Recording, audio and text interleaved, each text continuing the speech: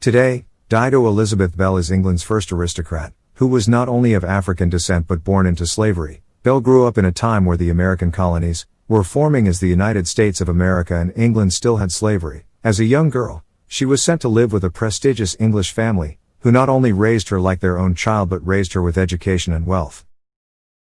Number 15. The truth about Belle's half-siblings is coming into focus. Much of the Dido Elizabeth Belle research is still in its infancy. After all, descendants of the Murrays did not look into Belle's history until the mid-1990s. Furthermore, Belle did not become a favorite topic for many historical researchers until the last decade. Before the following information, people figured Belle had at least one sibling because her father's will left his estate to a John and Elizabeth. However, there was no mention of a Belle. This detail left people to wonder if he called her Elizabeth. However, many do believe that he did not mention Belle, because she was provided for through Lord Mansfield and his family. Today, we know that Belle had at least two living siblings who were younger. They were also, technically, only her half-siblings. Less than a year after Belle was born, a John Edward Lindsay was born in February of 1762. His baptismal record, dated November 6, 1762, shows Sir John Lindsay and Mary Villay as his parents. Unfortunately, he passed a month later. Baptism records for an Elizabeth show her father as Sir John Lindsay, and her mother Martha Elizabeth. Sir John's son, John Lindsay, was born in 1767. It is believed that these are the two children Sir John Lindsay mentions in his will. Number 14. Over the last decade, Belle has started to get a lot of media attention. Over the last decade, Belle has become popular with the media. Filmmaker Jason Young was the first to showcase Belle on the television with his short period pieces called Ken Wood, which came out in 2006. Then Margaret Busby wrote and produced a stage play titled An African Cargo in 2007, which focused on the Zong Massacre. Lord Mansfield and mentioned Belle. That same year, Belle was featured in an operatic trilogy called Spirit Songs, where Abigail Kelly portrayed her. However, probably one of the most popular pieces where Dido Belle is depicted in is the 2013 film, Belle, directed by Amma Asante. The film explores Belle's life especially while she lived in Kenwood. The movie was inspired by the painting of Belle and Lady Elizabeth Murray. While the motion picture is based on what is known about Belle's life, not everything is accurate. For instance, Belle's husband is a lawyer in the film when he was really a steward. Also, the cinema is a period drama and was made for Hollywood and entertainment. Number 13. Belle's parents probably lived in Pensacola, Florida, where her mother owned land. Belle's mother, Maria Belle, was taken from her native land and forced into a slave ship. Belle's father, Sir John Lindsay, was an officer on board the vessel which captured the slave ship. While historians are not sure exactly where Belle's mother went after the ship arrived in the British West Indies, we do know Belle's parents made it to Florida. Belle and her mother accompanied Lindsay to Pensacola, Florida in 1764. At the time, Belle would have been around 3 years old.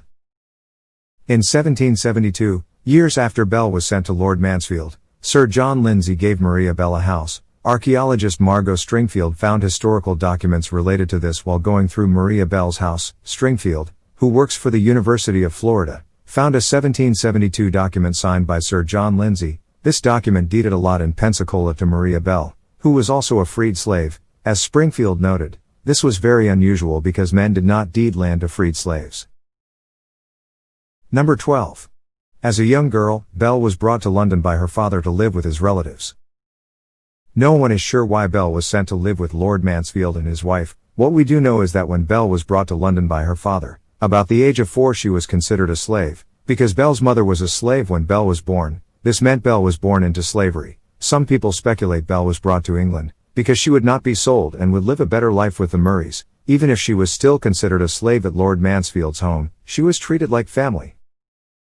Others believe Lord Mansfield took Belle in because he was also an outsider and she was family. Whatever the reason, we know around 1765, Lindsay boarded a ship to England and brought Belle with him. While we are unaware of how this went down, we do know Lindsay planned to leave Belle with William Murray, who was the first Earl of Mansfield. This title actually meant that taking in Belle was not an easy task for Mr. and Mrs. Murray. In fact, it made many people scoff at Lord Mansfield. But even so, Lord Mansfield and his wife took Belle in and loved her as their own. Number 11. Belle's mother was a slave, and her father was a naval officer.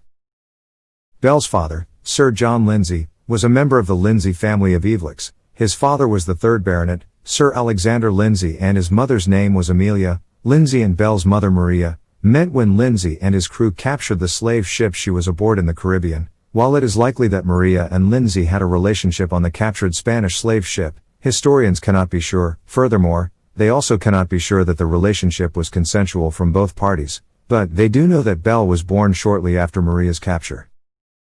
While more is known about Belle's father than her mother, it is her mother who is the only name on Belle's baptism record. Why Sir John Lindsay was not listed on the document is unknown. Some believe it is because Maria and Lindsay's relationship had to be secret. Maria was a slave and Lindsay was a naval officer, who was later knighted and promoted to admiral. The two in a public relationship was not socially acceptable. Furthermore, records show that Lindsay had children with other women, one a few months after Belle was born. Many believe Maria was Lindsay's concubine until they stopped traveling together in 1774. Number 10. Belle's guardian and great-uncle was Lord Mansfield, who despised slavery. Belle was only around 4 years old when her father, Sir John Lindsay, brought her from Florida to London. Lindsay was related to the first Earl of Mansfield, William Murray. Murray was Lindsay's uncle and the highest-ranking judge in England. While Murray and his wife knew what taking in a girl of African origin could do their reputation, they took Belle in any way. Some people believe Lord Mansfield took Belle in to help protect her from the horrors of American slavery. Many people also believe Lord Mansfield agreed to care for Belle because he despised the institution of slavery. Lord Mansfield often made rulings which sided with the abolitionists. For instance, in 1772 he ruled that slave masters had no jurisdiction over escaped slaves in England. Furthermore, the escaped slaves could not be removed from England's soil unless they wanted to go. Today, this decision is considered a critical moment in the abolitionists' battle to end the slave trade. People also believe that Lord Mansfield made these decisions because of Belle. Some think he was trying to make the world a better place for his great niece. Number 9. Thomas Hutchinson's discussed Belle's life in his diaries. Because Lord Mansfield was the highest-ranked judge in Britain, with his official title of Lord Chief Justice of Britain, he had many guests over at his home. Several of these guests were from all over the world, including former governor of Massachusetts. Thomas Hutchinson visited Kenwood in August of 1779. Hutchinson, who kept a diary, wrote about meeting Belle. It is through his journals where we learned much about Belle's private life at Kenwood.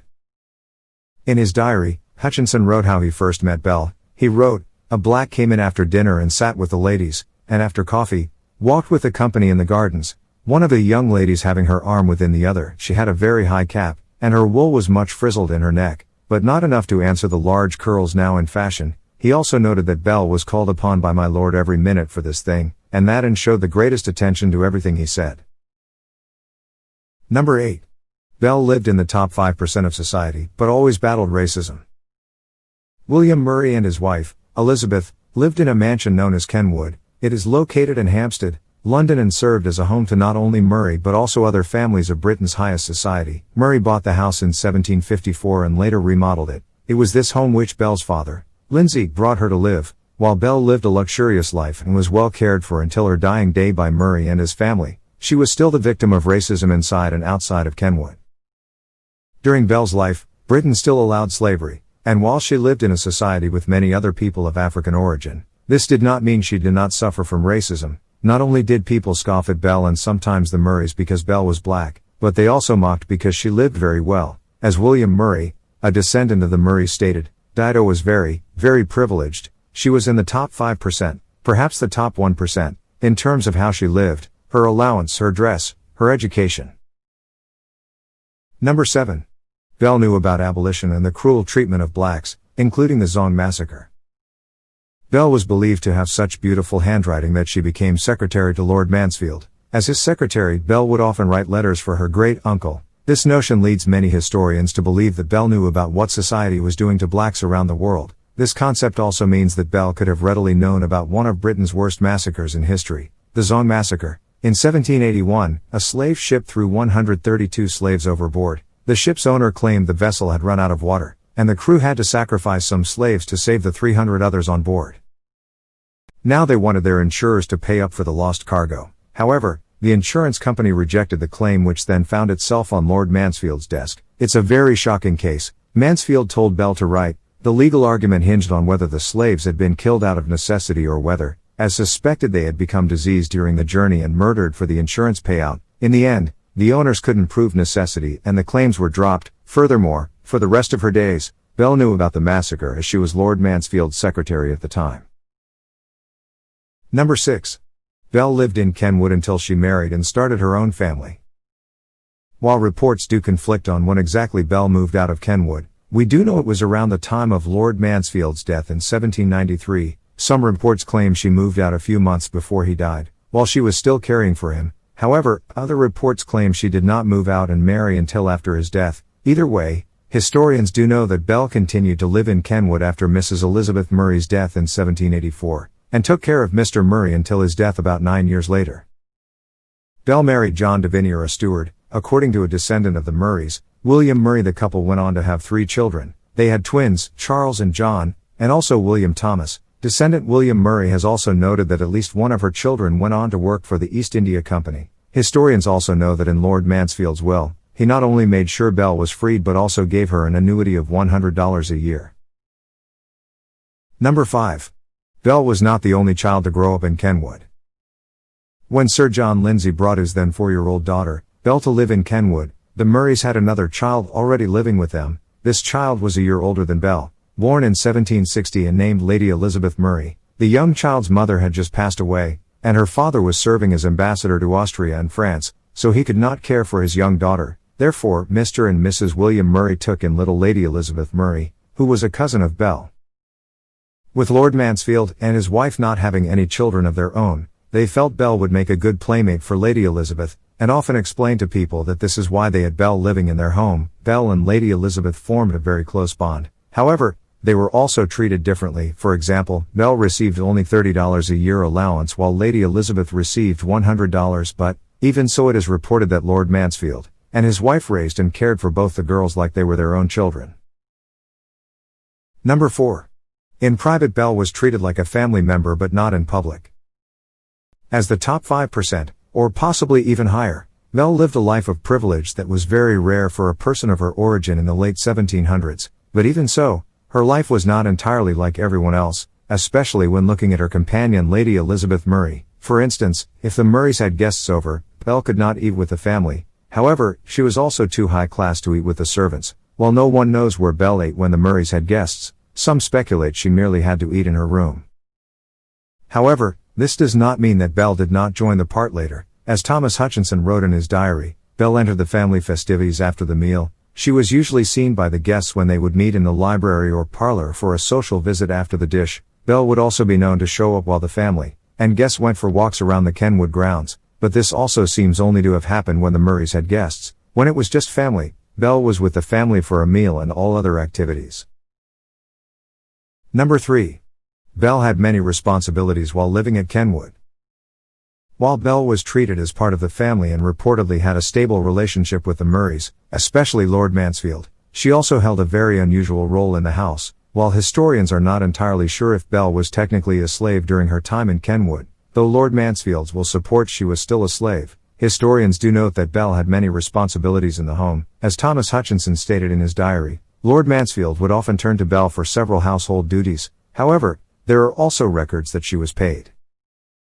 As Belle got older, she started running Kenwood's dairy farm and the poultry yard. On top of this, she was also secretary to Lord Mansfield, which was very rare for a woman. As usual, this was a man's job. Then, after Lord Mansfield's wife passed away, Belle continued to live in Kenwood, where she not only took care of many daily duties but also Lord Mansfield in his declining health. For example, it is reported that Lord Mansfield suffered from rheumatism, so Belle would often read the newspaper to him in the mornings.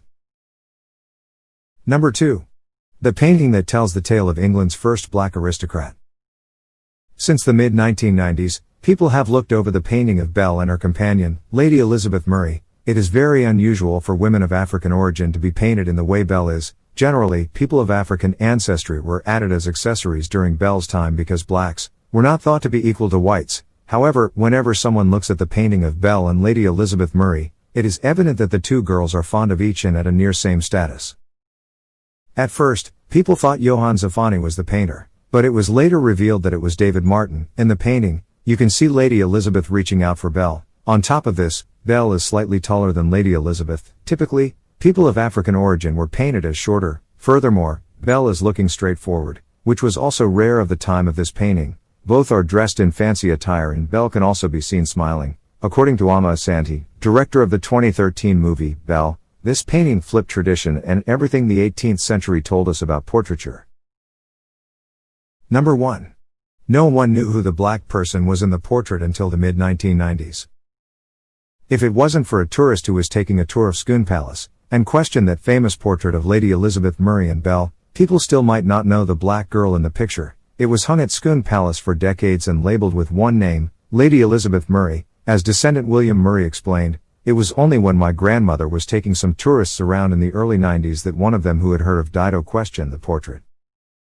Before this, the family had not investigated who the other girl was. However, once the tourist inquired if the other girl in the portrait was, in fact, Dido Elizabeth Belle, the family began digging further into their history, through this research, and getting in contact with other people, such as archaeologist Margot Stringfield. The family uncovered that Dido Elizabeth Belle was a great niece to Lord Mansfield and lived with the family at Kenwood, making Belle England's first black aristocrat.